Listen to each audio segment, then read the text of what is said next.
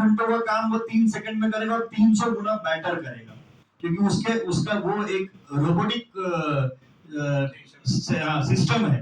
तो आपको उसकी मदद से उसके कंधे पर सवार होकर आगे जाना है, तब आप उसको अपॉर्चुनिटी में तब्दील कर सकते हैं, अदरवाइज एक डिजास्टर है।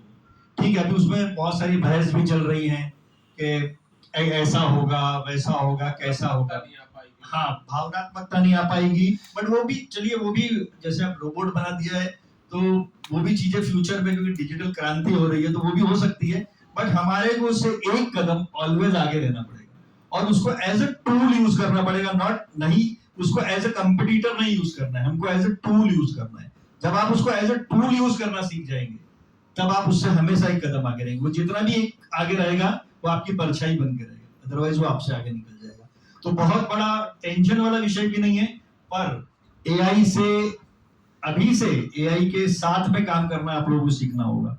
अभी से आप जितना एआई फ्रेंडली होंगे वो फ्यूचर में जाके, जैसे अभी जिन लोगों ने टेक्नोलॉजी जब आई तो छोड़ दिया, नहीं टेक्नोलॉजी नहीं, हम तो ऐसे ही काम करेंगे, वो आज पिछड़ गए, क्योंकि आपको टेक्नोलॉजी के साथ में रहना है। वैसे एआई अब जैसे जैसे एआई अभी इनिशियल स्टेज में, तो कुल मिला के मेरा अनुभव ये है।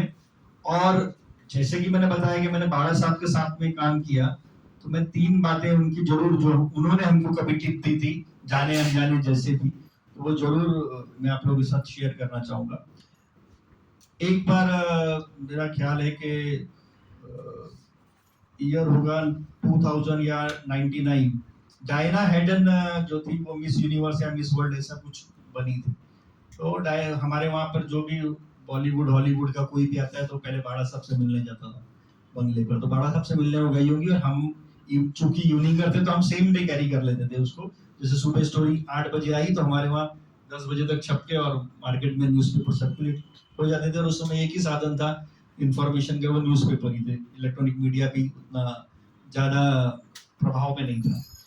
तो उस स्टोरी को हमने कवर किया, और जैसे 9 बजे अखबार छपा होगा, 10 बजे बाड़ा साहब के हाथ में पहुंच गया होगा अखबार, और 10:05 को बाड़ा साहब का फोन आ गया, और उसमें सिर्फ एक लाइन मिस्टेक हो गई थी, और एक व्यक्ति जो मौजूद नहीं था वो मौजूद लिख दिया गया था।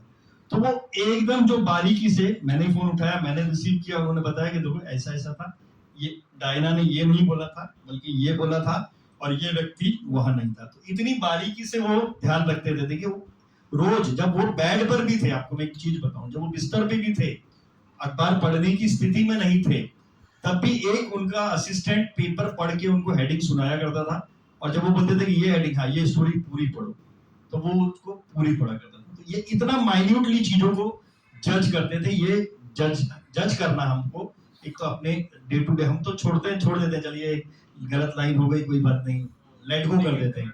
लेकिन हाँ, क्योंकि आप, उनका कहना ये था कि आप एक डॉक्यूमेंट बना रहे हैं, आप एक सिलेबस तैयार कर रहे हैं। जैसे स्कूल में एक सिलेबस है बच्चों का, रियल लाइफ में अखबार एक सिलेबस है, जिसको पढ़ने के बाद व्यक्ति अपनी आइडियोलॉजी को डेवलप करता है, अपनी दिशा तय करता है। इसमें अलग अलग तरह के विचार होते हैं। जैसे स्कूल के सिलेबस में अलग अलग तरह के विषय होते हैं, वैसे अखबार अलग अलग लोग लिखते हैं, संपादकीय लिखे जाते हैं, उसमें आलेख होते हैं, दूसरे अखबारों में दूसरे तरह का, हर विचारधारा का, फिर वो एक न्यूट्रल उस पर अपने एक पक्ष पर पहुंचता है। तो बाड़ा साहब का ये बोलना था कि हर चीज जो लिखी जाए वो सत्य हो।